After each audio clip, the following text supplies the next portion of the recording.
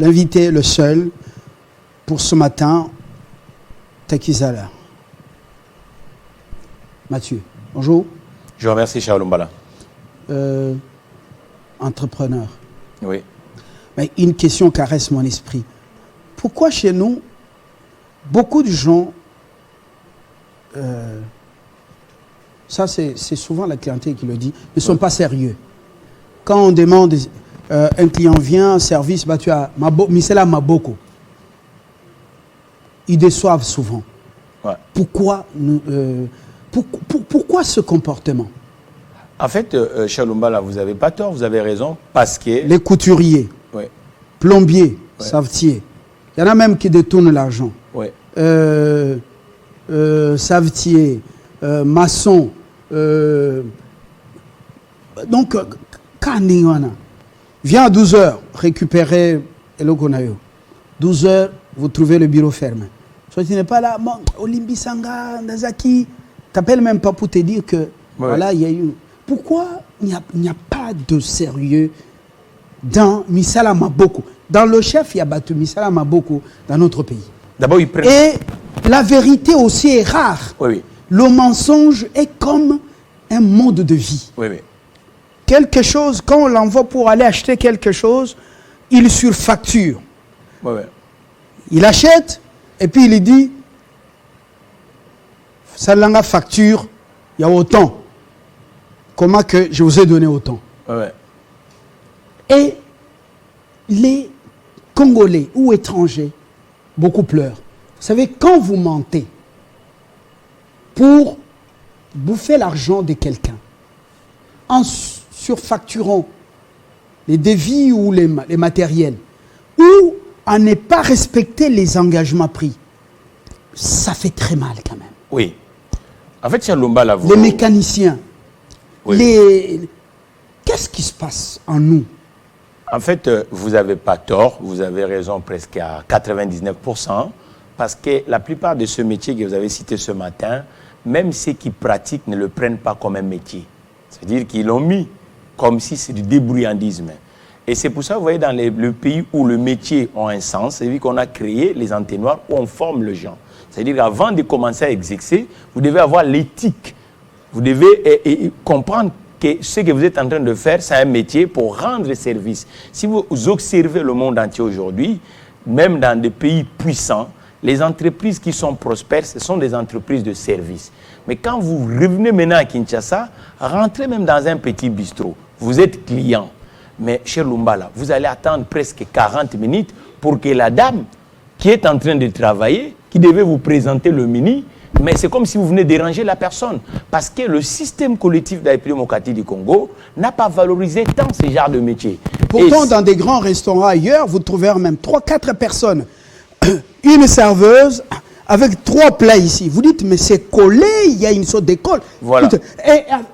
Elle a porté des chaussures telles que elle roule.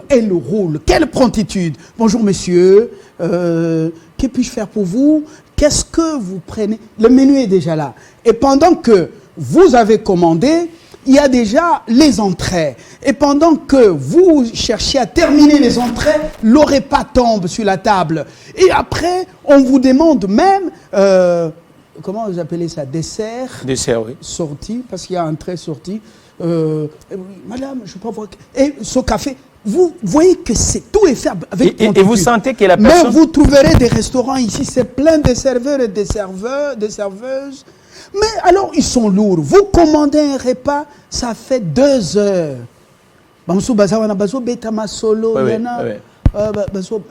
me dis, mais pourquoi avoir autant de personnes pour un service piètre? En fait, le recrutement pose problème, la formation de ces gens-là qui font tous ces genres de métiers. Et nous, dans le système collectif, on n'a pas fait de sorte qu'autour de ça, les gens peuvent gagner leur vie. Ça veut dire que ceux qui font ce genre de métier, c'est pour eux, en fait, ce n'est pas là où ils peuvent gagner leur vie. Donc, c'est une contrainte. Ils le font par défaut. Or, ce sont des métiers. Quand vous êtes à Washington, à Paris, à Berlin, vous sentez que la personne qui est serveur va pas se mettre dans le visage que c'est une contrainte, que c'est pas un métier que je vais gagner ma vie. Donc aujourd'hui, en République démocratique du Congo, ça veut dire que le métier, il faut être en cravate comme vous et moi, ou il faut travailler dans l'administration publique. Donc quand on n'est pas en cravate, quand vous n'êtes pas, même la société vous vomit. La société, et ce ne sont pas des métiers. Ça veut dire que le pousse-pousseur congolais, de l'autre côté, on l'appelle préparateur de commandes. Ça veut dire qu'on le met dans un endroit. Vous êtes toujours en veste et cravate, et pourtant, dans votre garage, c'est lui qui doit salir le non, mais quand vous venez dans mon garage, vous me sentez, vous allez voir que je suis en combinaison ici. Et je me mets le combinaison de temps en temps si je vais exercer. Le deadline, quand les gens viennent, est-ce que vous respectez le deadline? Oui, mais le problème, c'est ce que nous sommes en train de dire. Donc, en fait, là, de ce côté, vous avez vraiment tapé là où il faut changer la mentalité des Congolais. Oui. Parce que la mentalité des Congolais n'est pas une mentalité compétitive, mais que nous devons devenir compétitifs. Et que chaque métier doit permettre à quelqu'un de rendre service aux autres. Je reviens à vous. Nathalie me fait pression parce qu'elle a la dernière livraison, du moins pour ce matin, en attendant les nouvelles à 11 h en langue nationale, les 4 langues nationales, nos langues à nous. Mais entre-temps, Nathalie revient pour, dans cette langue étrangère, dont nous faisons beaucoup la promotion. Nathalie, où est toi?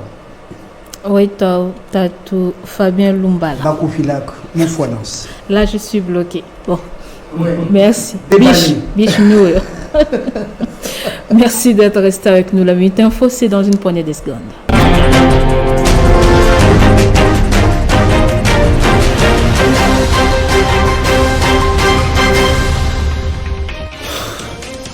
Vive tension ce matin à Goma dans le Nord Kivu.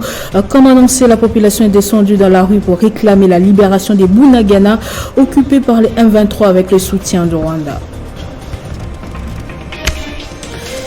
Crise entre la RDC et le Rwanda, justement. L'Union africaine convoque un dialogue intercongolais à Nairobi au Kenya en début du mois de novembre. Dans un communiqué rendu public ce dimanche, Macky Sall et Moussa Faki ont exprimé leur profonde préoccupation face à la détérioration de la situation sécuritaire dans l'est de la RDC. Et pendant ce temps, tenant compte des avancées significatives des pourparlers avec le gouvernement et du contexte particulier de la guerre imposée à la RDC, le réseau des associations des professeurs des universités et instituts supérieurs du Congo a suspendu sa grève sèche entamée le 22 septembre dernier. L'annonce a été faite ce dimanche. Sur le continent, 100 morts et 300 blessés, c'est le bilan du double attentat ce week-end en Somalie. L'attaque par un véhicule piégé a eu lieu à quelques minutes d'intervalle à Zobé, un carrefour animé du centre de Mogadiscio, la capitale. Présidentiel au Brésil, l'ancien président Luiz Inácio Lula da Silva a été élu ce dimanche à la tête du pays avec 50,90% contre 49,10% pour les présidents sortants Jair Bolsonaro. La figure de gauche commencera son 3e mandat le 1er janvier 2023.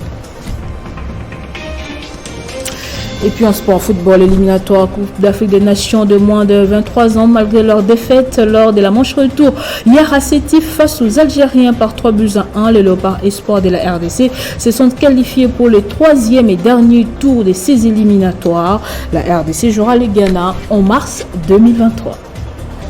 Merci de nous avoir suivis de partout. L'information reste en continu en temps réel sur votre télévision, mais dans l'entretemps, restez en compagnie de Fabien Lumbala pour la suite de 50 bonjours.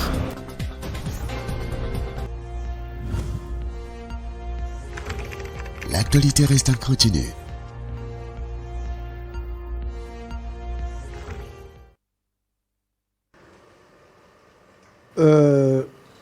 Merci Nathalie. Mathieu, on connaît dans l'entrepreneuriat ou dans la vie de tous les jours, on connaît les gens sérieux par le respect de leurs engagements.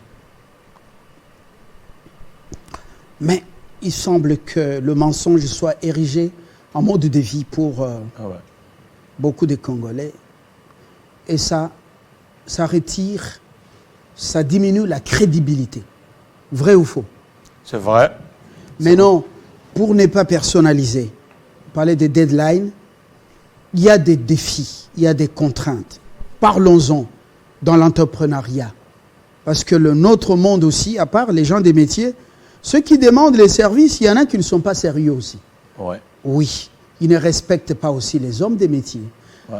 Mais je vous entraîne sur une entrée qui taquine un peu. Maintenant, vous nous parlez des défis de l'entrepreneuriat au Congo. Ouais. Le défi, c'est ce que vous venez d'évoquer. Heureusement que vous avez vraiment débuté l'émission avec nos réalités. Parce que les réalités, c'est quoi? Nous sommes presque 50 ans en démocratie du Congo avec le régime de chômage de masse. Ça veut dire que tout le métier qui pouvait permettre aux Congolais d'exercer et de créer une valeur ajoutée, on l'a mis en dehors du circuit formel. Ça veut dire que l'informel est supérieur à la formalité des gestes. C'est pour cela que vous voyez que ce genre de difficultés et de paris et de défis se voient visiblement même en servant l'autre. Parce que le métier est là pour rendre service à l'environnement, à la communauté et aux clients. On dit, il y a un autre éditant qui dit le client est roi. Mais aujourd'hui, en démocratie du Congo, vous allez voir que celui qui doit rendre au roi le service devient encore plus le roi que celui qui est le roi. Et il y a aussi le mauvais client. Vous entendez, en général, on parle dans la partie publique dette intérieure. Ça veut dire qu'on a un client qui est l'État et qui a demandé de services à la plupart des entreprises en République démocratique du Congo. Mais bizarrement, les gens ont rendu service, mais il n'y a pas de retour sur l'opération. C'est le vrai phénomène, presque 40 ans en République démocratique du Congo, où la plupart des créances des entrepreneurs de la République démocratique du Congo n'ont jamais été payées. Nous le voyons ici. Alors, une autre problématique, vous avez bien... Si on ne paye pas la dette intérieure, comment on va, nous, créer des millionnaires chez nous? Parce que ces gens, ils peuvent permettre la diminution du chômage en employant leurs frères et sœurs. Oui. Au lieu d'assister à ce que nous voyons, nos frères et sœurs chez les Indo-Pakistanais, Libanais, salaire de misère, pas de respect des droits de l'homme ou de leurs droits en tant que... pas de respect de la législation sociale, et voilà, ainsi de suite. C'est terrible. Hier, la manière dont ils sont traités. Vous voyez, dans les supermarchés, derrière chaque Congolais qui est à la caisse, il y a toujours un expatrié là. Vous voyez, vous avez déjà vu? Oui, méfiance. Vous avez déjà vu ça? Méfiance. Donc ils n'ont pas confiance dans leur caméra. Oui. Non, donc il y a des moments où ça me révolte. Méfiance. Moi, je suis rentré hier sur un établissement public, sur la place des Kalina, où la plupart des Congolais qui exercent ont reconnu que c'était moi. Ils ont essayé d'échanger. Mais pourquoi vous avez cachiné? On aime bien tout ce que vous faites à la télé. Et ils travaillaient en fait. Après, j'ai essayé un peu d'échanger avec eux. Ils ont invoqué par exemple le problème de transport. Ils disent, nous n'avons pas de transport. Et je vois par exemple du côté de l'entreprise que je dirige, la plupart des gens qui travaillent chez moi ont un transport parce que comment la personne peut se déplacer et pour venir ainsi de suite. Vous comprenez que c'est genre des choses. Le vrai problème aussi, c'est question de crise de confiance chez des Congolais, cher Fabien. Ça veut dire que lorsqu'un Congolais peut proposer le meilleure chose, mais chez des Congolais, ce n'est pas encore bon pour eux. C'est ça le vrai problème. Nous devons croire aussi à ce que les Congolais proposent. Parce qu'il y a cette complexe-là aussi. Lorsqu'un Congolais propose des choses, on a toujours tendance à sous-estimer ce que le Congolais fait. Or, il faut mettre une concurrence. Sinon, là, nous construisons ce qu'on appelle une concurrence déloyale.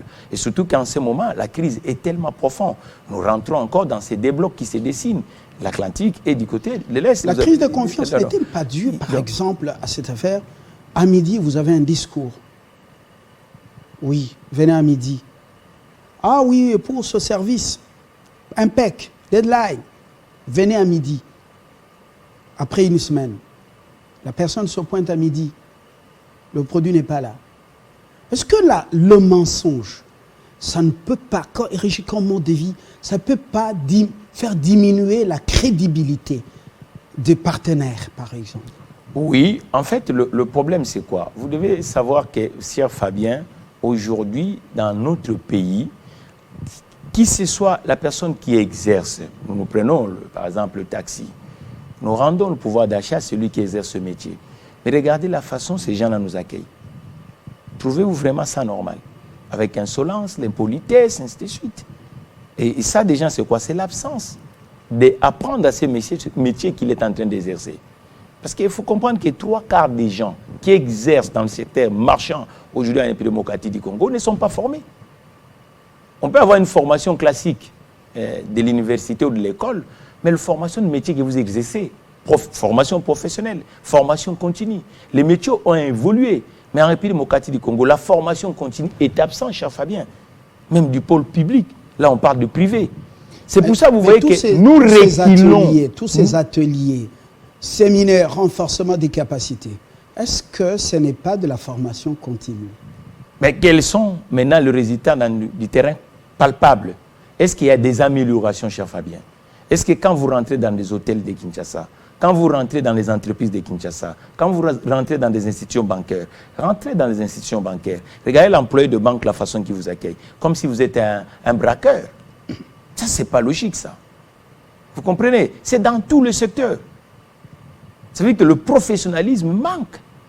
L'accueil, le sourire, la façon de respecter l'autre. C'est que vous dites la parole où vous donnez à quelqu'un et que ça ne vous dérange même pas, que vous avez dit à la personne que c'est 12 heures. Vous avez tapé à un vrai endroit.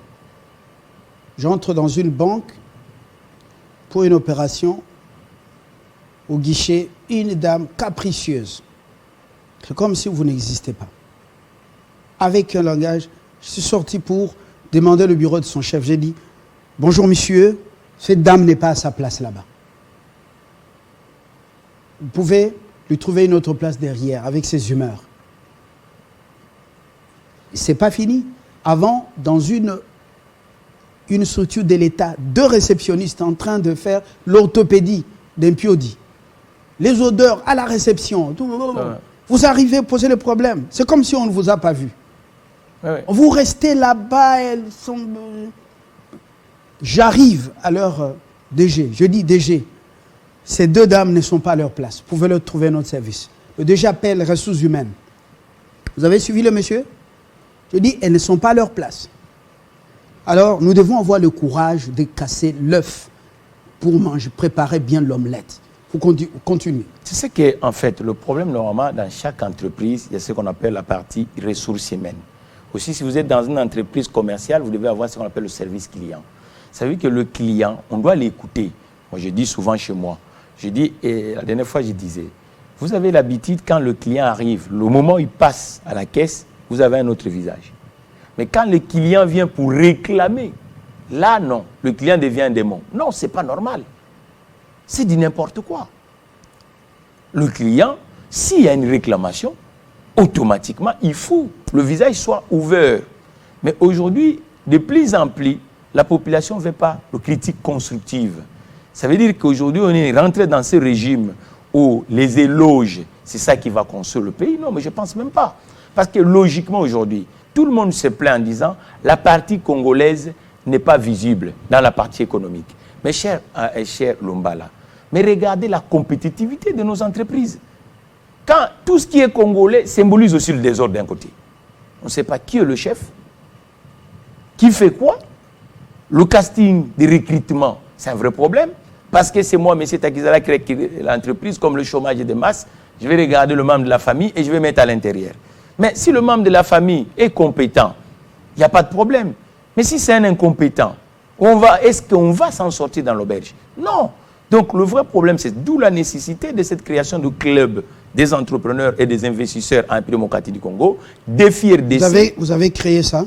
Oui, parce que normalement, l'entreprise doit s'exprimer. Ce n'est pas une structure qui devra jouer le rôle d'incubateur? Oui, c'est une structure qui doit jouer le rôle d'accompagnateur des structures économiques, des structures professionnelles, pour permettre à ces professionnels-là, ce que vous avez demandé, le deadline, ça veut dire que le client doit être satisfait. Vous êtes au service du client. Ça veut dire que le client, quand il arrive, l'environnement doit être un environnement professionnel. Ça ne peut pas se mettre comme un environnement hors professionnel. Donc aujourd'hui, la plupart des entreprises, même des entreprises d'État, il y a un vrai problème. Ça veut dire, regardez celui qui nous fournit l'électricité. Rentrez dans leur bureau. Et quand les agents de recouvrement de cette entreprise passent chez le client, quelle est leur réaction? Parce que sans ces clients-là, l'entreprise ne va pas exister. Vous comprenez? Donc, ils ne se mettent même pas à la place du client. Et c'est pour ça que vous voyez que maintenant, comme l'entreprise professionnelle ne se met pas à la place du client chez Lumbala, qu'est-ce qui se passe? L'informel devient maintenant le règle, parce qu'il y a de confusion sur l'espace public. Alors, comment, si on ne prend pas au sérieux ce qu'on fait, le petit métier qu'on fait, la petite affaire qu'on a commencée, la petite parcelle de ce qu'on fait, on n'attache pas de l'importance.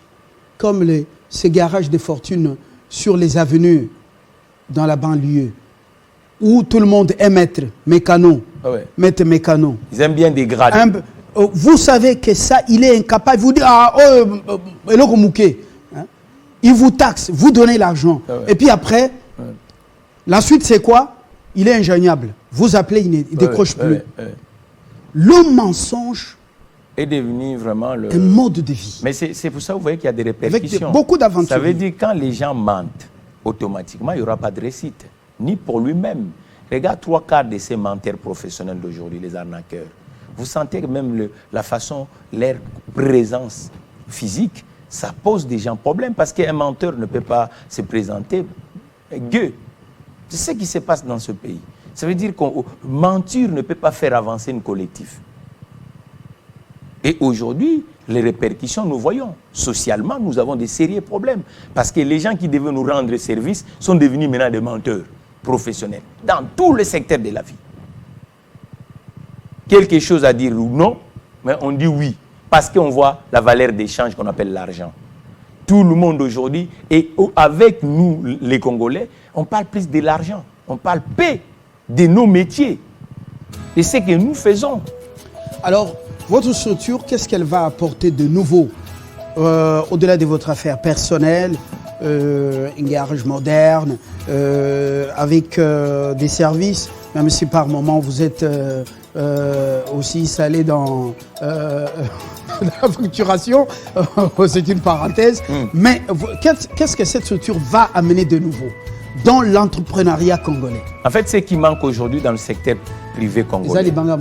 Oui. Quand je dis, même si par moment vous êtes salé, donc c'est une façon. Alors, quand il y a un meilleur service, il faut donner de la valeur. Alors, ce qui manque aujourd'hui dans ce qu'on vient de déployer aujourd'hui. Ça veut dire, première chose d'abord, renforcer les capacités des entreprises qui sont implantées au Mokati du Congo. Dans capacité financière, capacité managériale. Capacité managériale, capacité communicationnelle, capacité compétitive, rendre service à ceux qui consomment leurs services, permettre qu'ils puissent se mutualiser, parce qu'en économie, il faut se mutualiser, se réseauter. Aujourd'hui, l'esprit d'association... En français facile... S'organiser en réseau. S'organiser en réseau. Pour ça, là, par exemple, voilà. Mais vous travaillez en synergie, en collaboration. Voilà. Là où Takizala est incapable de trouver une solution pour telle maladie des voitures, voilà. Il peut faire recours à tel autre garage pour que celui-là apporte la solution et le gain va se partager. Voilà, créer une chaîne de valeur. Voilà. Ça veut dire qu'aujourd'hui, le problème, c'est quoi? On se plaint. Un professionnel ne se plaint pas. Un professionnel est là pour résoudre les problématiques. Mais on ne peut pas être seul. Il faut être ensemble. Vous sentez qu'aujourd'hui, prenons par exemple ceux qui partent acheter en dehors du continent africain, les Congolais, qui sont professionnels. Chacun va dans son côté. Mais est-ce qu'ils sont gagnants? Non. Mais en mutualisant, ça veut dire que les achats groupés, au lieu que ça soit qu'un seul conteneur. Mais si vous avez par exemple 50 conteneurs le mois, même chez le transporteur et même la personne qui vous fournit, vous devenez avec le volume. Parce que l'échange avec volume, vous devenez important. Mais bizarrement, aujourd'hui, à l'État démocratique du Congo, comme l'esprit d'équipe, l'esprit d'association est absent, la plupart des entreprises de la République démocratique du Congo n'arrivent pas à être compétitives par rapport aux concurrents qui sont en face. C'est pour ça que nous disons qu'aujourd'hui, fini avec cet esprit de diviser, parce que la division n'a jamais créé une force. Il faut maintenant que, secteur par secteur, à l'intérieur de cette plateforme, que nous puissions quand même rendre service aux Congolais et Congolaises. Quelles sont les conditions d'accès à cette structure? Les conditions, d'abord, chez Lumbala, il faut être professionnel du monde de l'entreprise. Professionnel ou expert du monde de l'entreprise. Vous, le média, vous êtes l'expert. Les chaînes de télévision, ce sont des entreprises audiovisuelles. Ça fait qu'aujourd'hui, même dans votre secteur, il y a vraiment de sérieux problèmes. Le problème, par exemple, des annonceurs. La plupart des médias congolais, les entrées, c'est un grand problème. C'est pour ça que nous disons que même le secteur audiovisuel doit y figurer à l'intérêt des FIRDC pour que nous puissions... La qualité de ces annonces même, vous trouverez une publicité me raconter en cours d'histoire. Voilà. Vous sentez et si vous partez en dehors du territoire, vous n'allez pas diffuser cette publicité. Donc automatiquement, ce n'est pas parce que vous êtes communicant, il faut s'associer avec les autres experts pour que vous puissiez faire le spot qui répond à la réalité communicationnelle. Donc ça veut dire que pour entrer à l'intérieur, il faut être d'abord chef d'entreprise et puis expert dans ce domaine, avec une expertise, avec du vécu. Même si j'ai ma petite entreprise dans la maison encore. Oui, dans la maison. Oui, mais si c'est une entreprise qui est sérieuse, une entreprise qui n'est pas dans l'informel, qui est dans la formalité, là-dedans, ce n'est pas question de taille. Ça veut dire que dans l'entreprise, toute taille d'entreprise fonctionne pareillement. L'adrénaline est pareille. Et aussi les experts de ce secteur, y compris les investisseurs. Parce que ce qui fait aussi les difficultés du monde de l'entreprise, cher Fabien Impio Mokati du Congo, les chefs d'entreprise pensent que tout seul, il peut faire développer son compte d'effet. Non, à un moment, il faut s'ouvrir. Il faut donner à d'autres experts qui puissent vous compléter pour que votre entreprise devienne vraiment une entreprise conséquente dans l'espace public. Donc c'est ça que nous avons besoin aujourd'hui à l'intérieur de ce club pour que les gens puissent nous donner des entreprises irréprochables dans le marché congolais, pourquoi pas aller même à l'international. Mathieu Teguizala, je vous remercie d'être venu et d'avoir partagé avec nous autour de ce sujet de manière désintéressée, sans de motivation derrière la tête, tout ça pour notre bien et le bien du pays, le bien des Congolais. C'est moi qui vous remercie, cher. Il faut qu'on ait des entreprises puissantes au Congo, comme le secteur informel est puissant au Japon, et le public lui fait les yeux doux, et du coup c'est un mariage très solide. Ouais. Pourquoi pas chez nous aussi. À très bientôt, à demain. Par la grâce de Dieu. Excellente journée à toutes et à tous. Jocelyn, merci. Merci Glody Matoula, merci Dadi Makabi. Merci également Apollinaire Manda. Merci à la rédaction, merci à la production et à l'antenne, à l'administration, à la direction générale, parce que nous sommes tous les... On dit quoi? Les maillots, hein? Ou maillons d'une chaîne. Et sans vous, nous ici, nous avons trop. Portez-vous très bien.